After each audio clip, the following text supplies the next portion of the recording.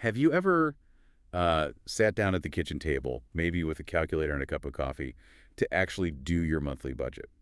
It is usually a pretty sobering experience, honestly. Absolutely. Right. You look at your paycheck, the hard number of what actually just came into your bank account, and then you start carving it up. Right. You say, okay, this much for rent, this much for groceries, electricity, and maybe, just maybe, if the stars align, Yeah. this much for that new thing I've been eyeing. Yeah, but the logic there is ironclad.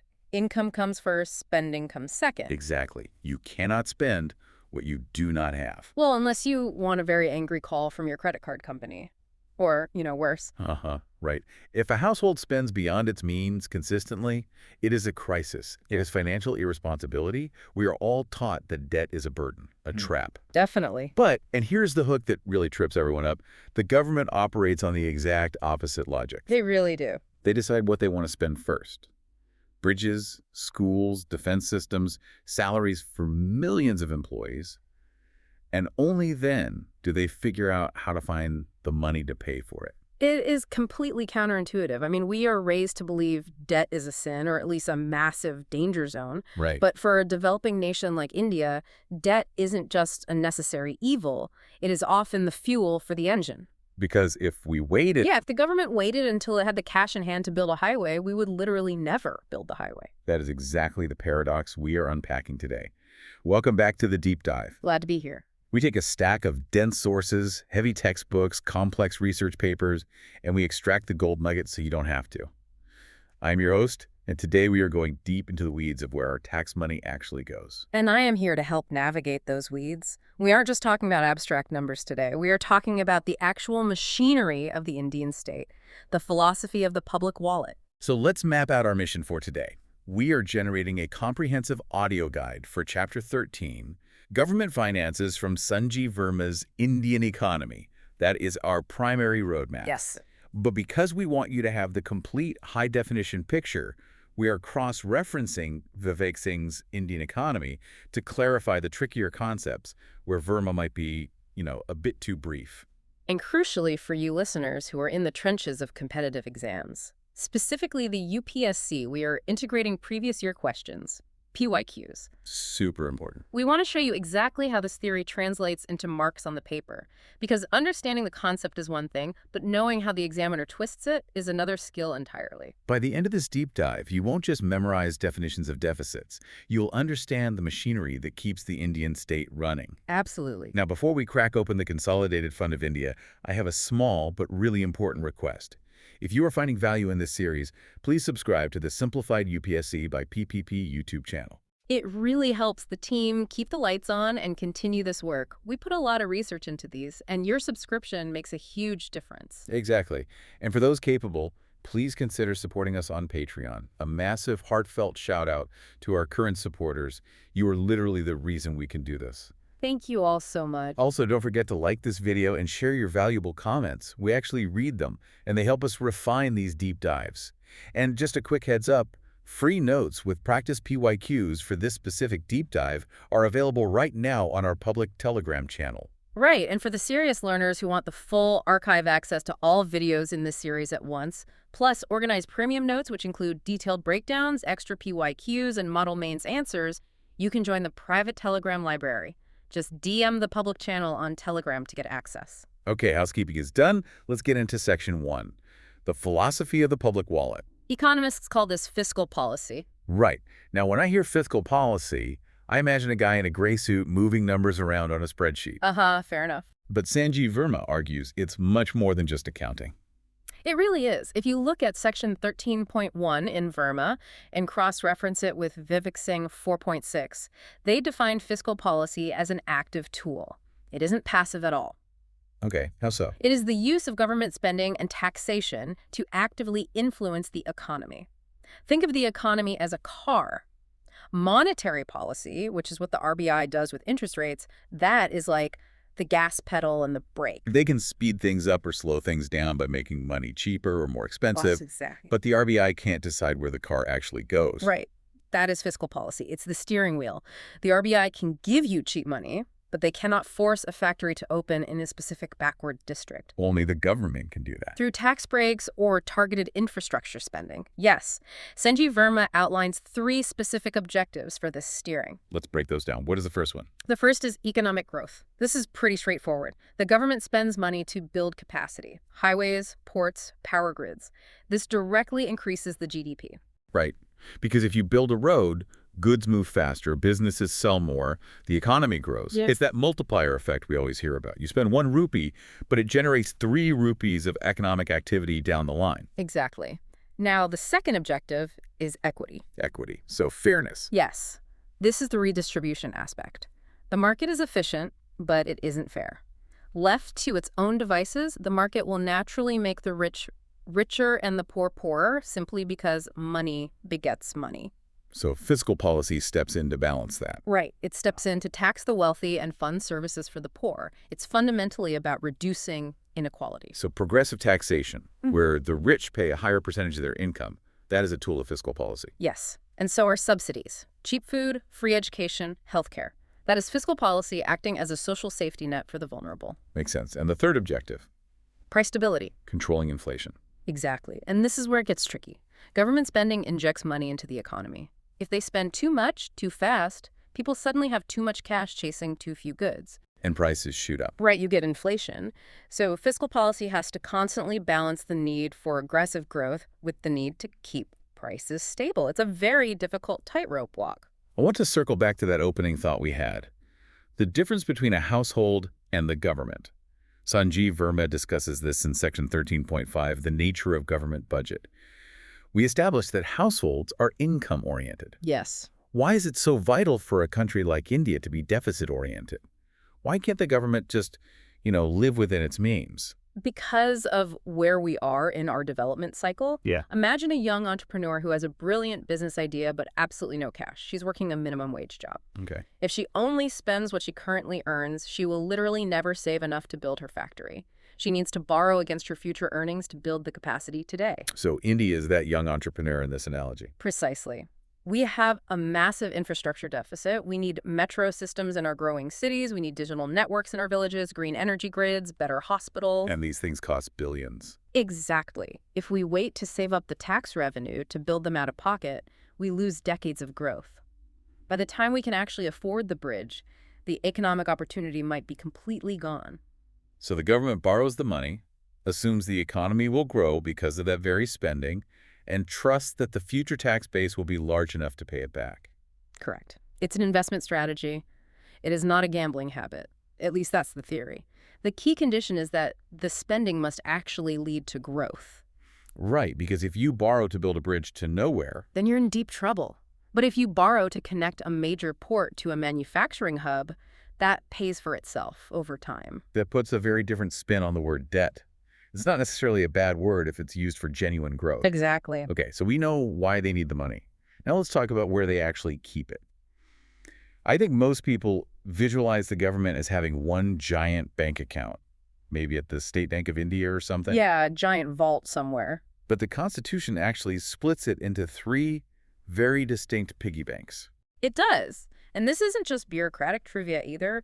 The UPSC loves asking about this because it directly touches on constitutional law and the separation of powers.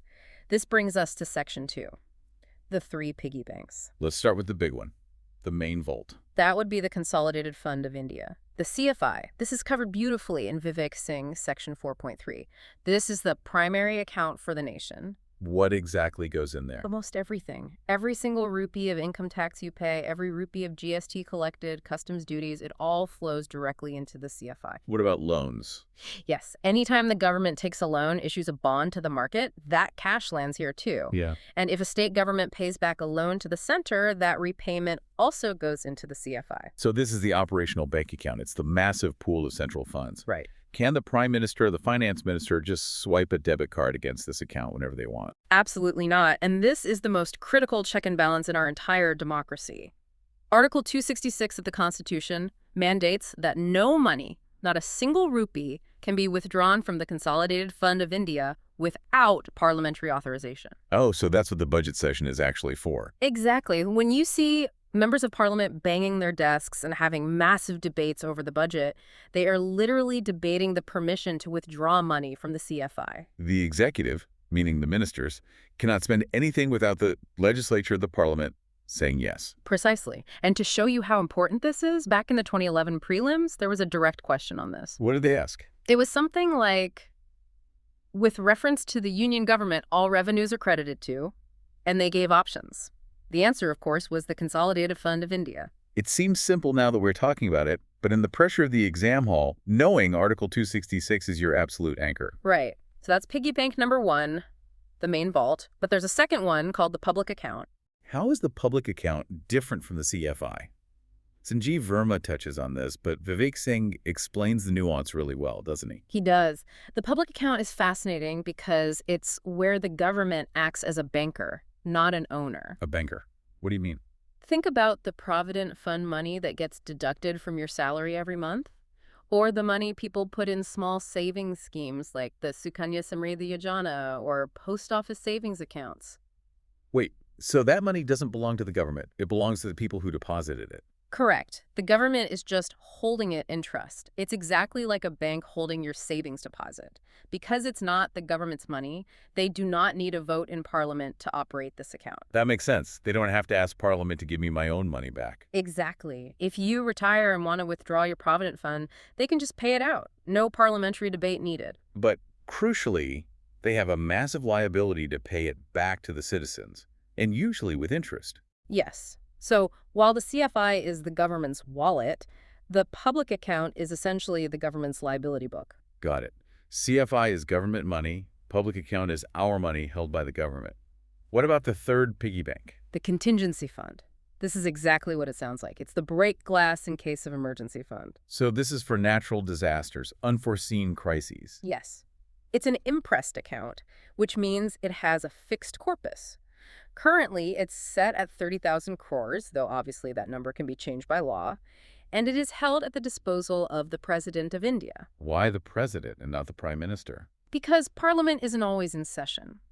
Imagine a massive tsunami hits, or a war breaks out when Parliament is on recess. You can't just wait 3 weeks to convene a special session and vote to release disaster funds. Exactly. People need help immediately. So the president can release the money immediately from the contingency fund to handle the crisis. Well, they have to put that money back eventually, right? It's not a freebie. Correct.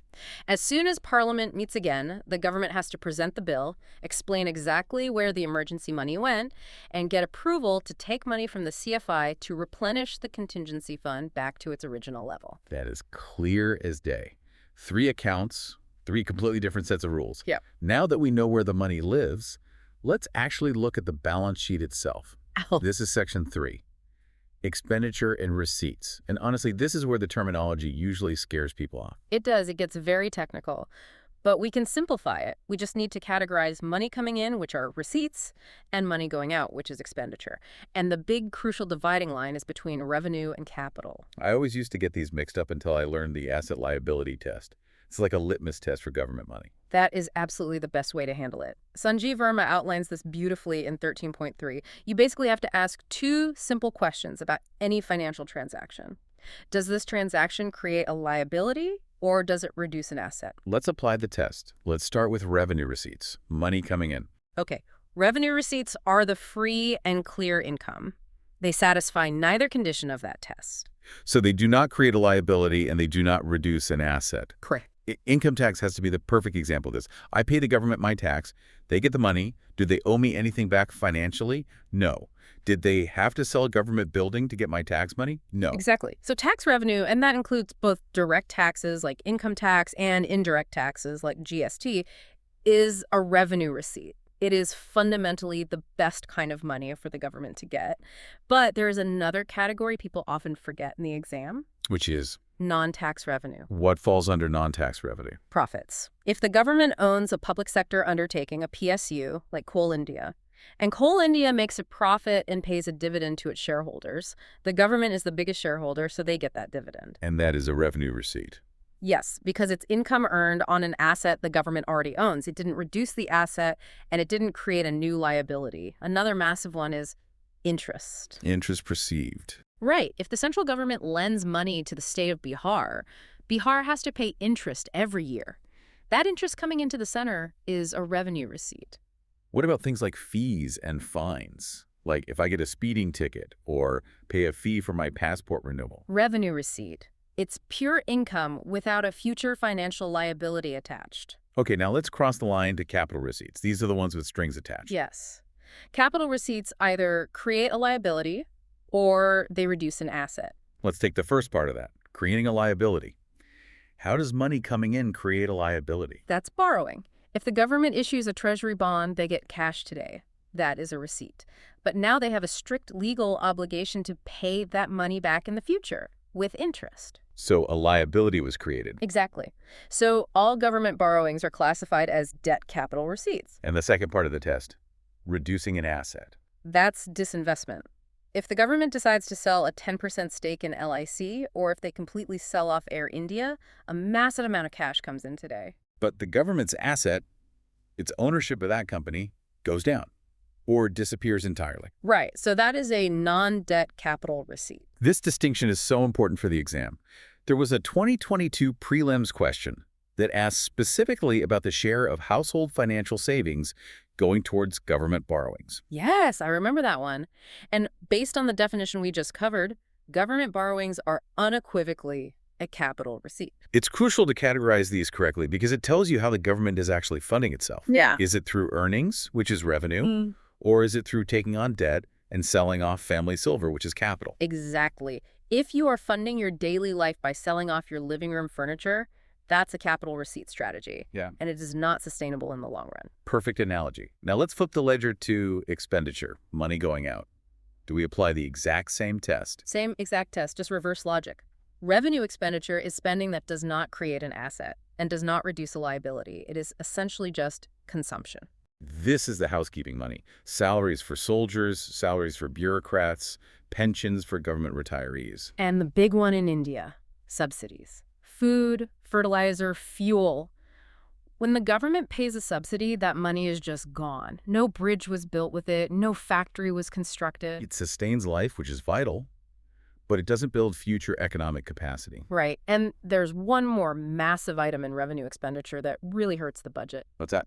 Interest payments. Remember we said borrowing is a capital receipt? Well, we borrowed money in the past, and now we have to pay interest on it every single year. And that interest payment is revenue expenditure. Yes. It is dead money. It buys you absolutely nothing new today. It just services the debts of the past. That is a painful realization. Now compare that to capital expenditure, or what the news always calls CAPEX. CAPEX is investment. This is spending that actively creates an asset or actively reduces a liability. Building a new national highway. Asset created. CAPEX. Buying new Rafale fighter jets. Asset created CAPEX. Right. What about giving a loan? Say the center gives a loan to a state government to help them build a school. That is capital expenditure. Why? Because money is leaving. Yes, money is leaving, but look at what it creates for the center. That loan is a financial asset for the center. They hold the legal right to get that money back, plus interest. This is where the UPSC tries to trick you. In the 2016 prelims, they asked a question identifying loans and advances granted to the states. And you might think, oh, it's just a transfer, a grant. Right, but structurally, it's a capital budget item precisely because it creates a financial asset for the lender. And again, in 2022, they asked about acquiring new technology. Since that builds capability and creates a tangible asset, it is CAPEX. The government is pushing really hard for CAPEX right now because it has that high multiplier effect on the economy we talked about earlier. Now, I see a note in the sources here about planned versus non-planned expenditure. I feel like I haven't heard those terms in the news for a few years. That's because they were officially abolished in the union budget for 2017-18. Historically, as Sanjeev Verma notes, plan meant money allocated for the 5-year plans, usually big development projects. Non-plan was literally everything else: maintenance, defense, interest, subsidies. But that created a bias, didn't it? Everyone just assumed plan meant good and non-plan meant wasteful. It created a completely false hierarchy. People thought building a brand new school, which was planned expenditure, was fantastic, But paying the teacher's salary to work in that school, which was non-planned, was somehow bad or a drain. But a school without teachers is just an empty brick building. Exactly. Or building a new road is planned, which is great, but filling the potholes on that road 5 years later is non-planned, so it gets ignored. But if you don't repair it, the road is destroyed. So the distinction was completely artificial and actually harmful to planning. Yes. So the government wisely moved to a holistic expenditure approach. Now we just look at revenue versus capital. It's a much healthier, more accurate way to view the budget. We focus entirely on whether the spending is creating long-term assets, which is CapEx, or just keeping the lights on, which is revenue. Okay, so we have the income and we have the expenses. And here is the harsh reality of the Indian budget. The expenses column is always much, much longer than the income column. Which brings us to everyone's absolute favorite topic, deficits. This is section 4, decoding deficit. The mathematics of debt. When I read the financial news, I see fiscal deficit, revenue deficit, primary deficit. It genuinely feels like alphabet soup. Why do we need so many different ways to say we are broke? Because each specific deficit tells a totally different story at why we are broke and exactly how broke we are. Let's start with the big daddy of them all, the fiscal deficit. Sanjeev Verma 13.6 defines this one. The technical definition is total expenditure minus total receipts, excluding borrowings. Stop right there. Why exclude borrowings? Think about the math for a second. If you count the money you borrowed as a receipt, then your budget is literally always perfectly balanced. Wait, how? If you earn 100 rupees and you spend 150 rupees, you have a gap of 50, so you borrow 50. Now you have your 100 income plus your 50 borrowing, which equals 150. Receipts equal expenditure. You look perfect on paper. So including borrowing just hides the actual problem. Exactly. It masks the shortfall. So if you strip away the borrowing, the gap that remains staring you in the face is the fiscal deficit. Essentially, the fiscal deficit is the total borrowing requirement of the government for that specific year. It tells you exactly how much money the government needs to pick up from the market just to survive. So if the finance minister stands up and says the fiscal deficit is 5.9% of GDP, they're telling the open market we need to borrow 5.9% of the country's total economic output to fund our plans this year. Exactly. And that number matters deeply because of a concept called crowding out. Vivek Singh explains this very well in section 4.8. Crowding out. It sounds like trying to get onto a rush hour train in Mumbai. It's very similar, actually. There is only a limited pool of loanable funds sitting in the banks. If the government, which is considered a super safe, sovereign borrower, swallows up all that available money to fund its massive deficit, there is simply nothing left for private businesses to borrow. Or the banks say, well, money is scarce now, so the price of money goes up. Right. The immense demand for money drives interest rates so high that a small business owner simply cannot afford a loan to expand their factory. The government has effectively crowded out the private sector from the credit market. That's why we desperately want to keep the fiscal deficit under control. That makes perfect sense. Now let's look at the bad deficit, the revenue deficit. Sanjeev Verma argues this is actually the most dangerous one of all. Revenue deficit is simply revenue expenditure minus revenue receipts. So day-to-day spending minus day-to-day income. Correct. If this number is positive, it means you are borrowing money just to pay for basic consumption. This is the equivalent of taking out a high-interest personal loan just to pay for your weekly groceries and your monthly rent. Yes. And the problem is, once you eat the groceries, they are gone. You have the debt on your books, but you have absolutely no asset to show for it. It implies the government is dissaving. Wow. Think about it. If you borrow to build a massive factory, which adds to your fiscal deficit, that factory eventually generates income and jobs to pay off the loan. But if you borrow to pay bureaucrats' salaries, which is your revenue deficit, there is no future income generation from that specific spend. That distinction is crystal clear. Revenue deficit is literally eating your seed corn. Now, what about the primary deficit? What does that measure? This one is really about fairness to the current government in power. Primary deficit is the fiscal deficit minus interest payments. Why would we subtract interest payments? Because interest payments are the penalty for past sins. The current finance minister sitting in the chair today didn't necessarily borrow that money 10 or 20 years ago. She just inherited the obligation to pay the interest on it. She can't control that line item. So the primary deficit strips away history. Exactly. The primary deficit tells you if we didn't have this massive burden of past debt weighing us down, would our current spending and earning be balanced today?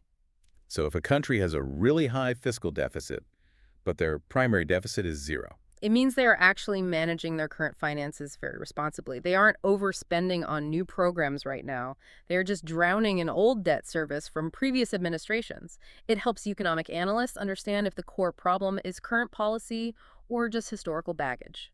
That is a crucial nuance for anyone analyzing an economy.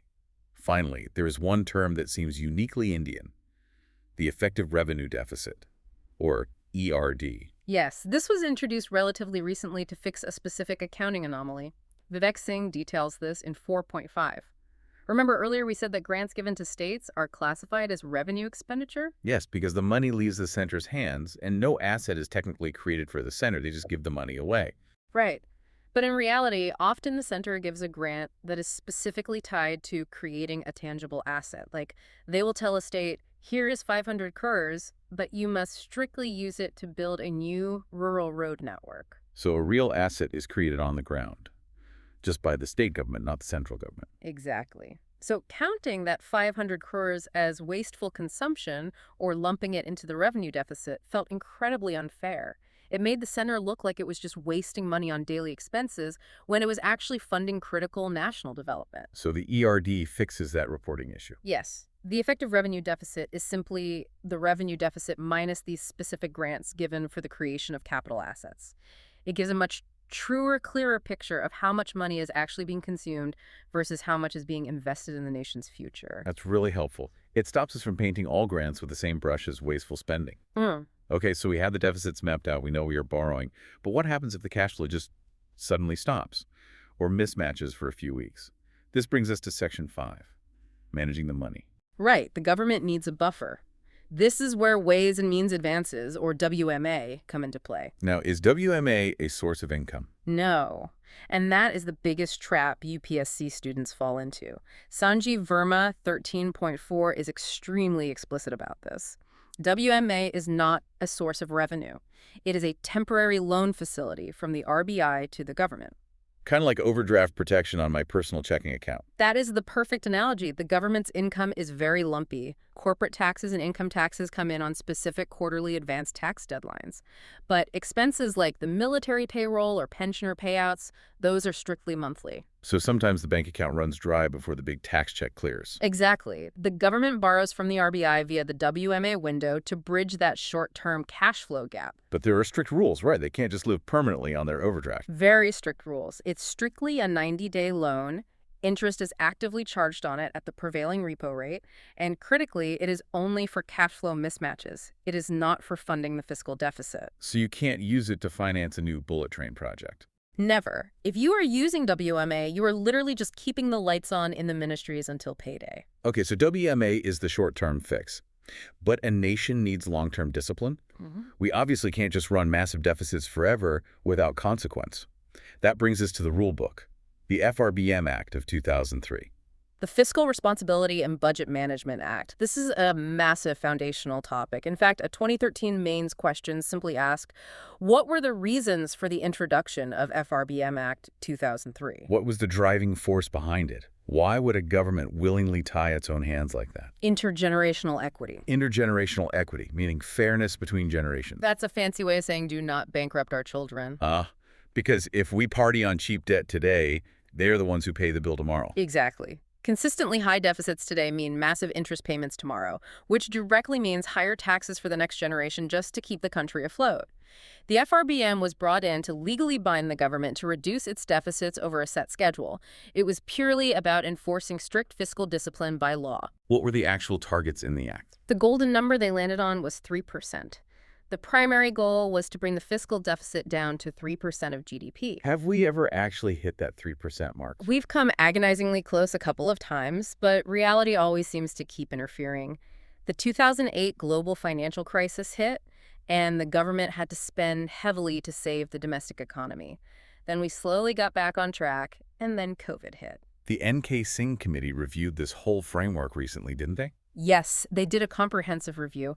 They realized that having a rigid, immovable number is actually quite dangerous. If a war suddenly breaks out, the finance minister can't just say, sorry, can't buy ammunition, we hit our 3% legal limit. Right, that would be absurd. So what did they do? They introduced the escape clause. Like a get-out-of-jail-free card in Monopoly. Kind of, but with very strict conditions.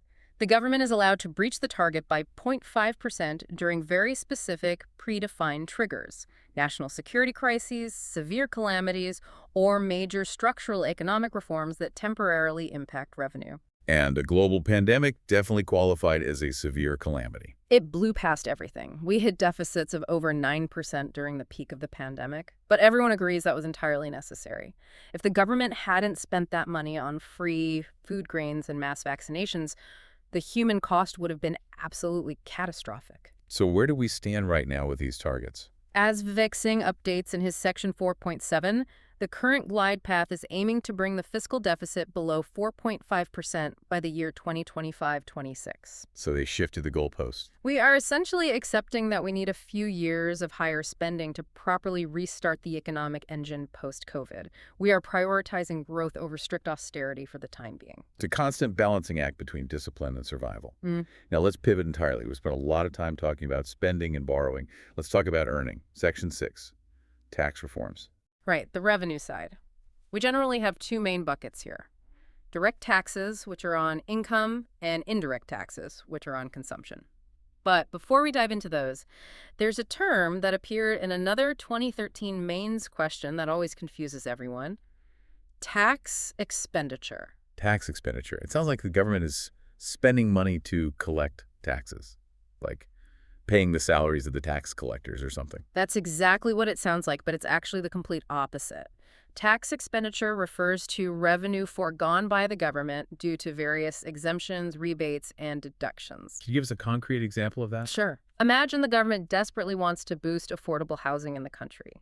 They basically have two ways to do it. They could collect all the taxes normally and then write a giant check to housing developers. That would be direct spending. Okay. Or they could say to the developers, hey, if you build affordable housing, you don't have to pay corporate tax for the next 5 years. That's a tax holiday. In the second case, money never actually changes hands. The government just agrees not to collect it. Exactly. But the net economic effect on the budget is exactly the same. The government is down money and the developer is up money. So that lost revenue is formally calculated and reported in the budget documents as tax expenditure. It is essentially invisible spending. That is a brilliant concept. It reveals all the hidden subsidies buried deep in the tax code. Now let's talk about indirect tax reforms. Sanjeev Verma 13.7 traces a really long history here. It's the journey from the dark ages of specific duties to the modern era of ad valorem taxes. Ad valorem. That means according to value, right? Yes. Previously, many taxes were levied on physical weight or volume, like X rupees per kilogram of cement. Now, it's almost entirely a percentage of the final price. But the biggest villain in the historical indirect tax story was the cascading effect. Tax on tax. Right. Let's trace a hypothetical product. A manufacturer buys raw steel and he pays a tax on it. He makes a car part out of that steel, and when he sells it, he pays an excise tax on the whole value of the part, which implicitly includes the tax he already paid on the steel. Wow, okay. Then he sells it to a wholesaler, who pays a sales tax on that already taxed price. Then the retailer pays another tax on that doubly taxed price. By the time that car part reaches you, the final consumer, a massive chunk of the price tag is just taxes piled on top of previous taxes. It artificially inflated prices and completely discouraged efficient manufacturing. Exactly. And the long-term solution to that was the value-added tax, or VAT, and eventually the GST. But briefly, let's touch on direct tax reforms, covered in Sanjeev Verma 13.8. What's the headline trend there? The overarching trend globally and in India is driven by Laffer curve logic. Lower rates lead to better compliance. The Laffer curve. That's the economic theory, that if tax rates are simply too high, people will actively find ways to cheat. Yes. If you try to tax people at 90% of their income, they will hire expensive lawyers to hide their money offshore, or they will simply stop working as hard. Why bother? But if you lower the rate and tax them at, say, 30%, they might just pay it. It's easier to pay it and sleep peacefully at night than risk going to jail. So paradoxically, significantly lower rates can actually increase total tax revenue because the base widens. More people file their returns, honestly. And what about MAT? Minimum alternate tax. I hear that thrown around a lot. That was the government forcefully closing a massive loophole.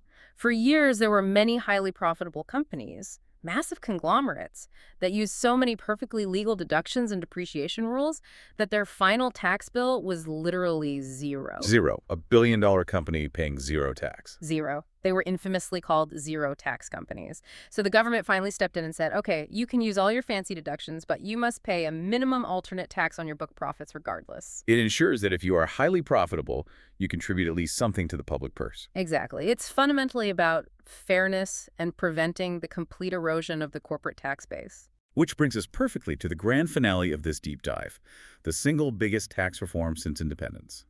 Section 7. The GST revolution. The goods and services tax, covered in Sanjeev Verma 13.9 and Vivek Singh 4.13, this is the absolute beast of the Indian economy. A 2017 prelims question directly asked about the primary advantages of implementing GST. The key marketing phrase everyone knows is one nation, one tax, one market. But what does that actually mean structurally? It means GST fundamentally shifted us to a destination-based tax on consumption. Why is the word destination-based such a big deal? Because the old system heavily favored production. If the state of Maharashtra produced a car, they kept the central sales tax on it. But if that car was ultimately bought and driven by someone in Bihar, Bihar got absolutely nothing. They got the pollution, but not the tax revenue. Right. Under GST, the tax revenue accrues to the state where the final consumption actually happens. It systematically shifts wealth from the traditional producing states to the highly populated consuming states. It levels the federal playing field. That is a massive political and economic shift. And the structure itself, it's obviously not just one single rate across the board. No, because we are a complex federal country. We have CGST, where the center gets a cut. We have SGST, where the state gets a cut. And we have IGST, which is the integrated GST used to track interstate trade. But honestly, the real administrative magic is the GST Council. This is a constitutional body, right? Yeah. Formed under Article 279A. Yes. It is arguably the greatest functioning example of cooperative federalism in modern India. You have the union finance minister sitting at the exact same table as the finance ministers from all the state governments. And they don't just advise the center, they actually make the binding decisions. Exactly. They collectively decide the tax brackets. The center cannot unilaterally wake up tomorrow and change the tax rate on toothpaste. They mathematically need the states to agree with them to pass the vote. That is incredibly significant. It completely shares financial sovereignty. What are the tangible, on-the-ground benefits we've seen so far? Logistics is the most visible one. Remember driving on the national highways 10 or 15 years ago? The incredibly long lines of transport trucks stacked up at state borders. Oh yeah, spending hours just waiting to pay octroi and dealing with border officials. That is entirely gone. The e-way bill system means goods move seamlessly and digitally across state borders. Turnaround times for logistics companies have improved drastically. That alone saves massive amounts of fuel, time, and money for the whole economy. And the other big benefit. Formalization. To claim input tax credit, which is the mechanism that allows a business to get back the tax they already paid on their raw materials, you absolutely need a valid GST invoice from your supplier. So businesses are essentially forcing their own suppliers to get legally registered so they can claim their own credit. Exactly. It creates a self-policing chain. If you buy from an unregistered supplier, you break the chain and you personally lose money. It forces the informal gray market directly into the sunlight. But implementing it wasn't all smooth sailing. The compensation cess was a major sticking point for years. It was the political price of getting the deal done. Heavy manufacturing states like Tamil Nadu and Gujarat were terrified of losing their massive revenue streams under the new destination-based rules. The center had to make a promise. They said, "We will legally guarantee that your state revenue grows by 14% every single year for the first 5 years of GST." And if it doesn't hit that 14% mark? The center promised to cut them a check for the exact difference. And they funded those massive checks by adding a cess or an extra penalty tax on sin goods and luxury items like expensive cars and tobacco. Yes. Now, that 5-year guarantee legally ended in June 2022. There was a lot of political friction between the center and states when it ended, as you can imagine, but the system itself has survived. The cess actually continues today, but just to pay off the massive loans the center had to take out to pay the states during the COVID revenue crash. It is just a massive, constantly evolving machine. But it really has fundamentally unified the Indian market into one block. Yeah. So let's wrap this entire deep dive up. We've gone from the core philosophy of why the government spends first and earns later, to exploring the 3 constitutional piggy banks, to doing the scary math of the different deficits, and finally navigating massive systemic reforms like the FRBM Act and the GST. It really has been a journey from the theoretical why all the way down to the practical how. And as we close, I want to leave you, the listener, with a final provocative thought, something Sanjeev Verma touches on subtly. We are culturally obsessed with the deficit number itself. We read the paper and go, oh no, the fiscal deficit is 5.9%. But is that raw number the only thing that actually matters? It perfectly brings us back to the debate of quantity versus quality. Sanjeev Verma strongly suggests that borrowing isn't inherently bad if and only if it creates assets. Right. If I go to the bank and borrow ₹1,000,000 to build a new manufacturing factory, I'm a visionary entrepreneur.